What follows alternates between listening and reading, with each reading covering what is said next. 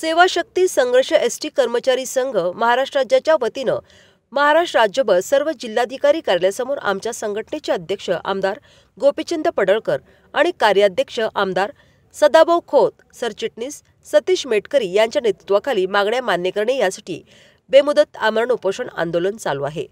आतापर्यंत मागण्यांकडे दुर्लक्ष केल्याने जिल्हाधिकारी कार्यालयासमोर राज्य कार्यकारिणीतील पदाधिकारी बेमुदत आमरण उपोषण आंदोलन करण्यात आले।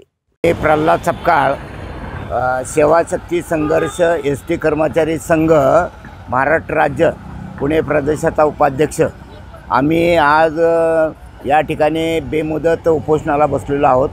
2/1/2024 पासून हे आमचं अमरण उपोषण करण्याचं चौथं आंदोलन आहे। पूर्वी 3 वेळा आंदोलन केलं, त्यावेळेला सरकारनं आम्हाला मुदत मागून घेतली आणि आंदोलन आम्ही पोस्टपोंड केलं। 3 वेळा संधी देऊनसुद्धा 30 तारखेपूर्वी म्हणजे कालच्या 30 नोव्हेंबरपूर्वी आमचा त्याच्यावर निर्णय देतो असं सांगितलेलं होतं।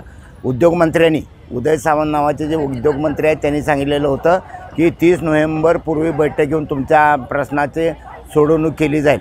परंतु नोव्हेंबर गेला, डिसेंबर गेला, आज जानेवारी, नवीन वर्ष उजाडलं तरीही आमचे एस टी कर्मचाऱ्यांच्या ज्या 16 मागण्या आहेत, प्रामुख्याने एस टी कर्मचाऱ्यांना 7वा वेतन आयोग मिळावा ही दीर्घकालीन मागणी आहे। आणि मग त्याकरता सर्व महाराष्ट्रभर 6 महिन्याचा दीर्घ संप केलेला होता। अनेक लढे करूनसुद्धा अद्याप ही सरकार बदलली, परंतु आमचे प्रश्न सुटलेले नाहीत। तेव्हा आता हे एकनाथ शिंदे जे मुख्यमंत्री आहेत त्यांनी आश्वासन दिलेले आहे की तुम्हाला 7वा वेतन आयोग लागू करतो आणि एस टी कर्मचाऱ्यांचे प्रश्न माझ्याकडे आलेले आहेत आणि मी ते 100% सोडवणार आहे असं मुख्यमंत्र्यांनी आश्वासन दिलेलं आहे। परंतु ते सुद्धा आमच्याबरोबर अद्याप चर्चेला आम्हाला बोलवलेलं नाही किंवा ते आमच्याकडे आलेले नाहीत किंवा आम्हाला त्यांनी बोलवलेलं नाही।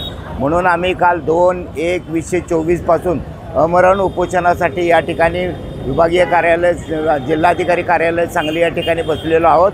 आणि हे आमचं अंतिम लढा आहे, शेवटचा लढा आहे। करो किंवा मरो या सत्रामध्ये आम्ही अमरण उपोषण कालपासून चालू केलेलं आहे। धन्यवाद। जय हिंद, जय